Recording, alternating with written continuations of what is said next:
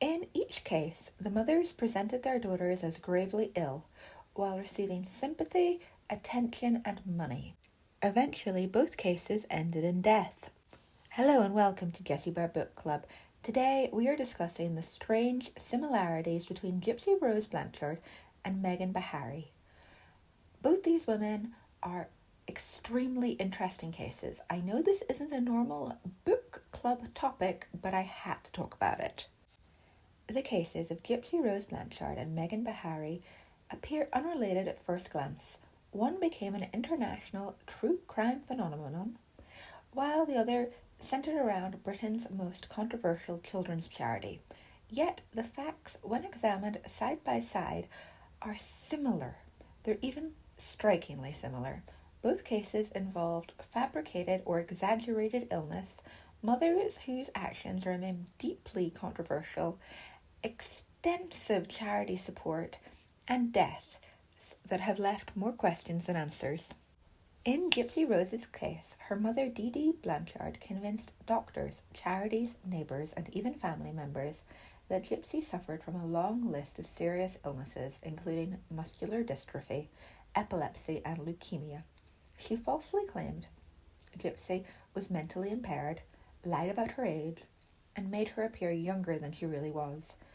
She confined Gypsy to a wheelchair, despite her ability to walk, and subjected her to unnecessary medical procedures and medications.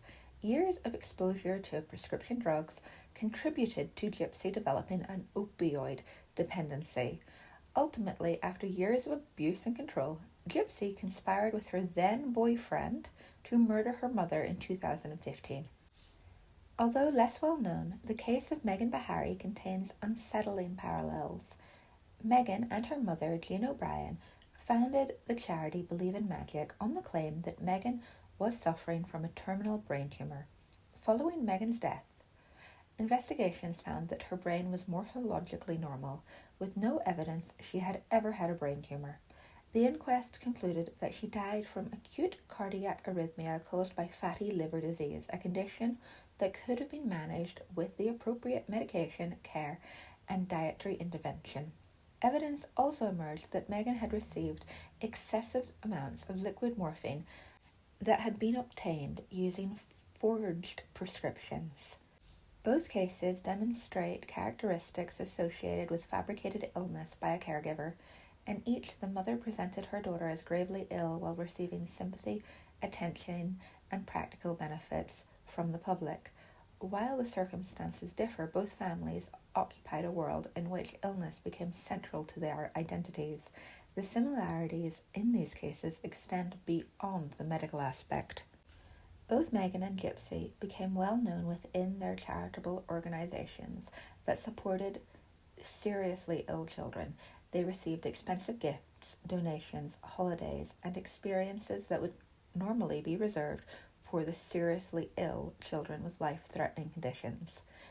Disney featured prominently in both their lives. They were both devoted Disney fans and were treated to special trips, exclusive experiences, and merchandise through charitable support. Both also experienced considerable financial benefits connected with their reported illnesses.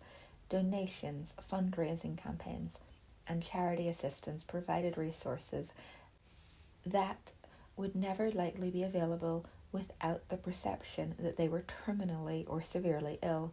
Celebrity involvement was also key to both their stories. Both young women met famous actors, musicians, and public figures because of the belief that they were critically ill children.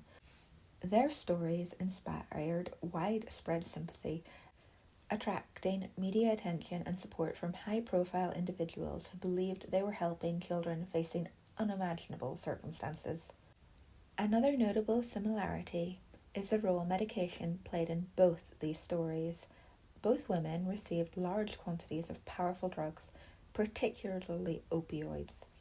In Gypsy's case, unnecessary medication formed part of the years of abuse she suffered. In Megan's case, investigators concluded after her death that she had been heavily medicated with morphine despite lacking a terminal illness requiring this amount of opioid.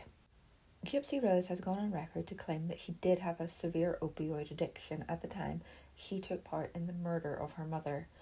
I think it is safe to say that Megan Bhari also had an opioid addiction. Perhaps the greatest irony is how differently these stories ended. At 24 years old, Gypsy Rose survived years of abuse to become involved in the killing of her mother, leading to a prison sentence before eventually being released. Megan died at age 23.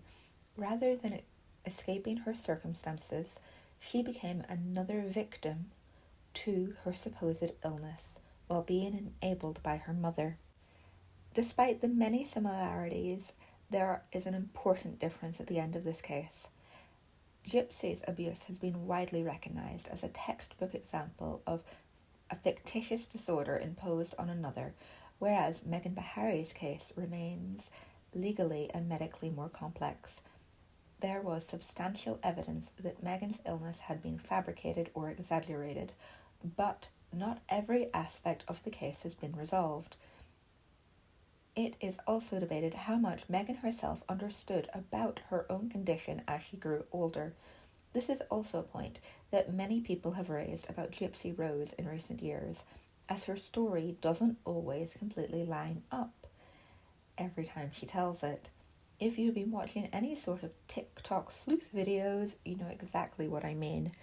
I have been following Gypsy Rose's case for a long time because it is fascinating, and I think the fact that she does have a microdeletion and the fact that Megan did have swelling in her brain, that perhaps one small medical intervention led to a waterfall of lies, is very interesting. Charities, celebrities, and the wider public. They illustrate the devastating consequences that can arise when deception, manipulation, and medical abuse continue unchecked.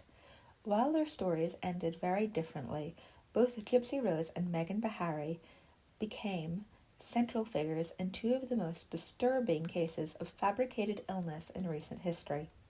I believe these similarities are important and should be recognized because there is probably a lot more of this going on around the world than we know about. I hope you enjoyed this discussion of the similarities between Gypsy Rose Blanchard and Megan Bhari. If you did, remember to like, comment, and subscribe to this channel. I did read Gypsy Rose's book, Time to Stand, and found it incredibly boring, so we are not going to be reviewing that on this channel. But until next time, remember to always tell your doctor the truth. Bye!